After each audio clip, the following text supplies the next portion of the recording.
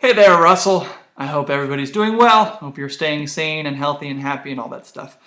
I am standing in my kitchen because I have a fun little music science experiment that I'd like you to try this week. And I am actually assigning this activity for everyone in the school, so K through 5. So you can do it with your siblings if you have siblings in your house. It's an activity for everybody.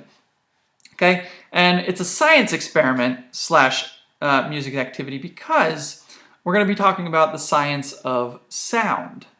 Okay, and that's essentially what music is, right? Music is taking sounds and organizing it in a way that is pleasing for us to listen to.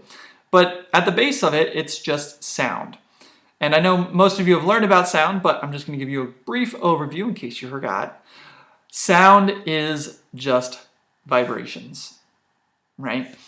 In order for those vibrations to get to our ear, they oftentimes travel through air, but sometimes air is not what causes the vibration, right? So regardless, sound is vibration, and we can change the sound if we are able to change the vibration. So the first instrument that many of you probably have sitting around your house is a Coke bottle.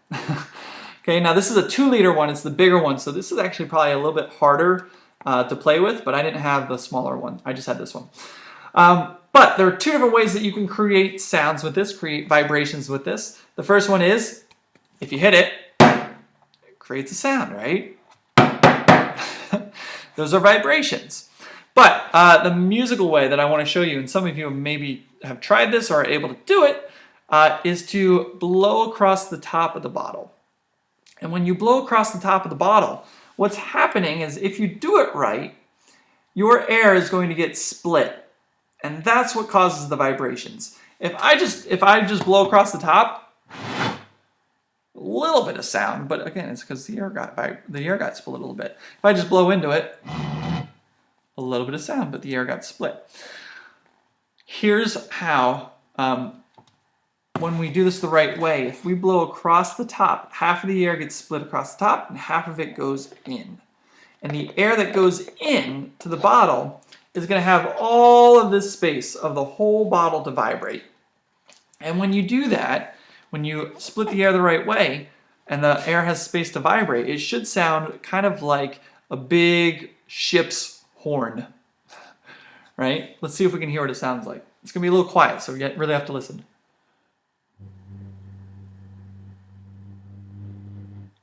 Can you hear that? Okay, nice low sound. Now, I've got another bottle. This bottle I filled halfway with water. Okay, so now the air, when it gets split, it doesn't have as much room. The air is going to stop vibrating here. So if it has less room to vibrate, is it going to be a higher sound or a lower sound? What do you think? If it has a smaller space to vibrate, let's figure it out.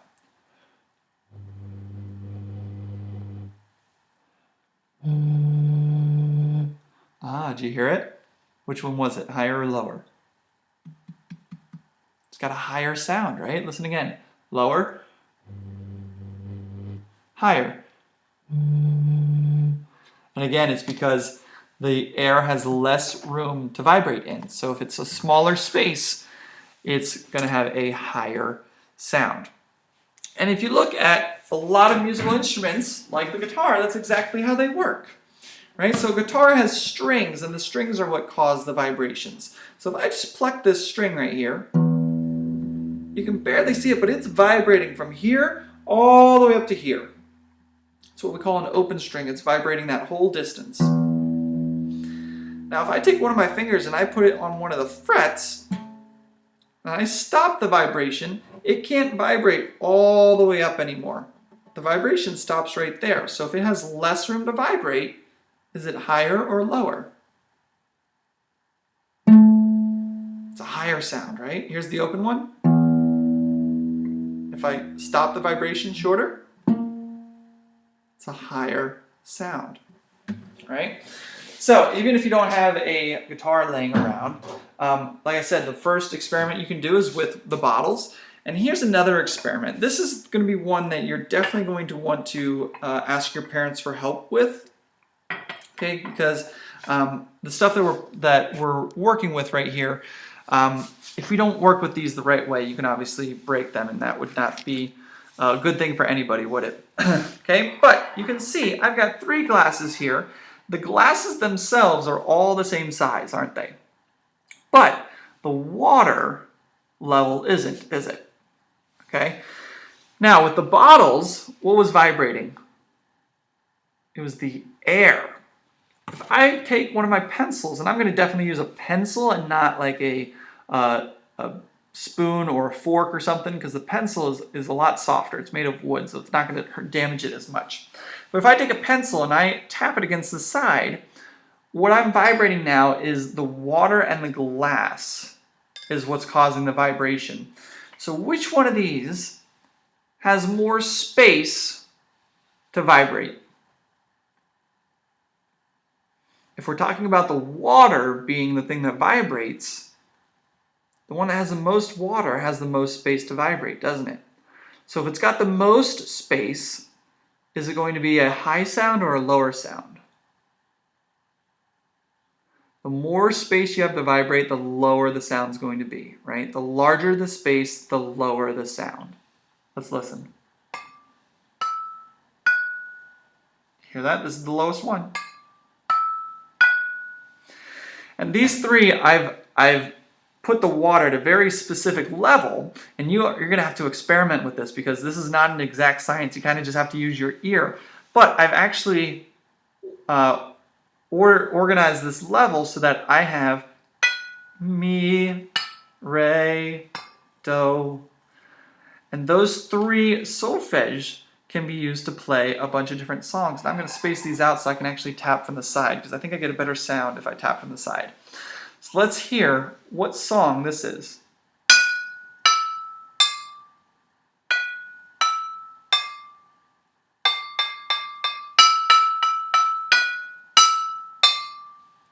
Anybody know that one?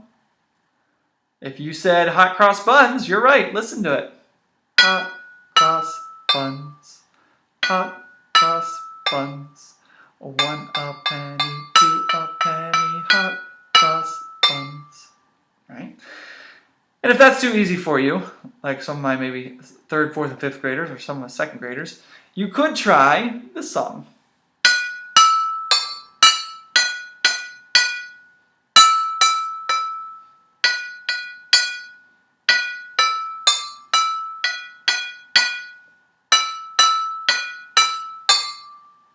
Anybody recognize what that song is? You said Mary Had a Little Lamb. You're right.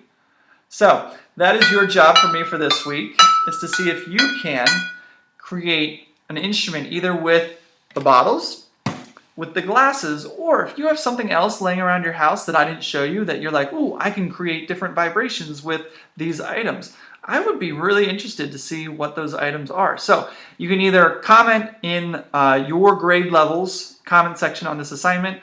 You can send me a private message, or your parents can email me a video if you are able to take a video of you playing a song either with these instruments or, like I said, with your own instrument. But I would be really interested to see who can create an instrument and play a song on that instrument. So let me know. Have fun.